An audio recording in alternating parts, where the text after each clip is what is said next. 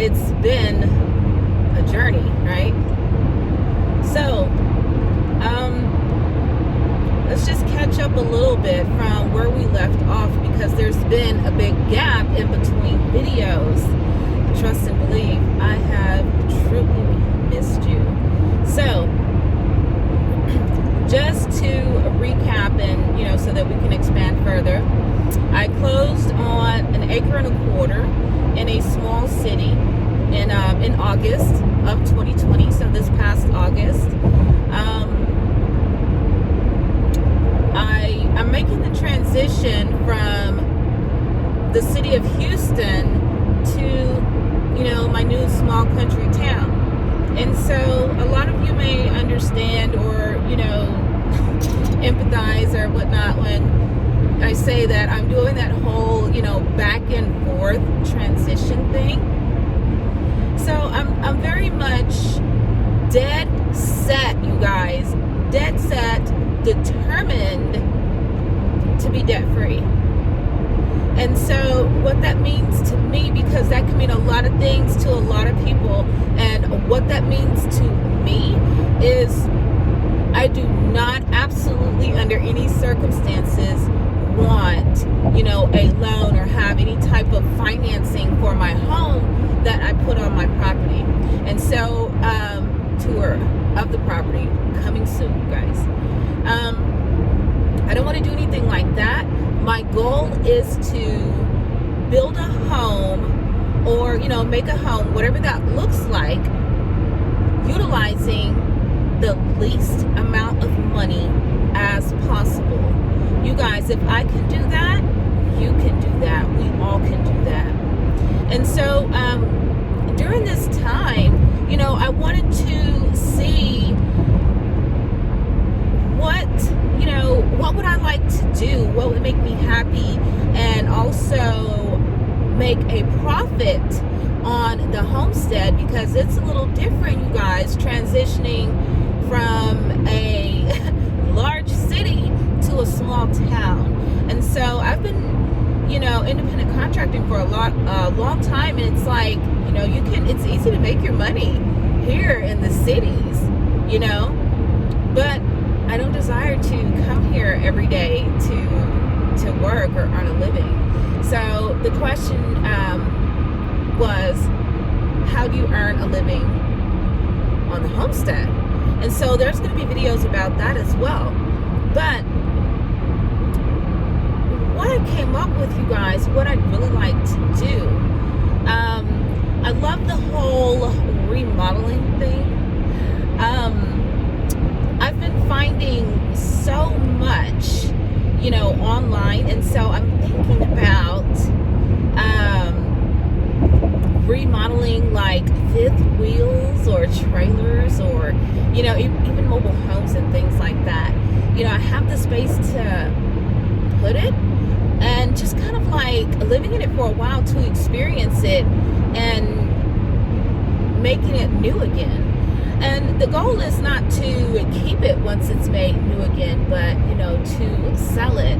And so I think one of the things with this channel, and I'm pretty excited about it, is taking you guys from start to finish of one of those projects, what that looks like and all of that. And so that's definitely one avenue in which I want to go. There are a few more, and we'll discuss those as time goes on. But I definitely wanted to jump on real quick to kind of just touch base with you guys. So let's talk about land. I want to share with you guys how I got my little slice of heaven. That's what I call it. And I didn't really have to pay much money. Now, it's not the most ideal, of things, but it works, okay? It works. And so basically, I didn't hire a realtor, and that worked for me because I had the time. And so I felt like, if I had the time to do this, then I didn't really want to have, another person, a middleman, or, whatever. And I just took the time to look for these properties on my own. I knew what I wanted, okay? I'm a private person, and so privacy is very big. I wanted somewhere secluded. I wanted woods, you guys. You know, it had to have woods on there. But then again, I also wanted some cleared areas as well. So to cut to the quick, I had been on Zillow and har.com, just looking for a land. I'm talking about exhaustively, and going back and forth. And so it really made me kind of like check in with myself as to, you know, what do you really want? Okay. And you know what I mean by that is, this is all new for me. You know, I shared, I'm born and raised in a big city, so we talk about moving to a small piece of property. It's like, you know, what do I do first? And you know, this is all new. So at first I didn't know if I wanted just a piece of land by itself, or a piece of land that had, you know, a house or a home already on it, that whole thing, and how much did I really want to spend. And so with my goal in mind of being debt free and wanting something that I can pay off quick, it was going to be more feasible just to get the piece of land. If you guys have been looking at the real estate market lately, I mean, it is bananas. So the piece of property that I got, it was listed that day. I went and saw it right as soon as I saw that it was listed, and I put in an offer after I saw the property. I generally don't move that fast. I'm you know, the type of person that when it comes to a major purchase, a large purchase like this, you know, I gotta sleep on it, you guys. You know, I gotta consult with with the ancestors and see if this is right. But I didn't have the chance or the opportunity to do that. And I mean, as I was, you know, putting in the offer, people were steady wanting to come and see it, and you know, amazing. I got my piece cheap. It's an acre and a quarter. Okay, I got my piece cheap. It has an energy runway that runs through it. Now, well, let me rephrase that. An energy right-of-way that runs through it. And so with that, there's like, I think it's 100 feet in which I have to keep clear. And I've been reading up on the rules and things. And so it's really like no permanent structures and things like that. You know, it has to be accessible to the power company. But I can have livestock there. I can have gardens there. I can, you know, so it's quite a bit that I can still do with that 100 feet.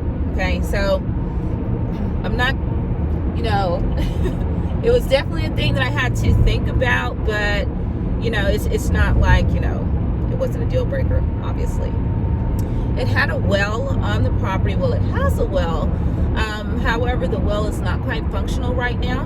And so what I'm at that sweet spot where it's a dug well, and so it's about 70 foot deep.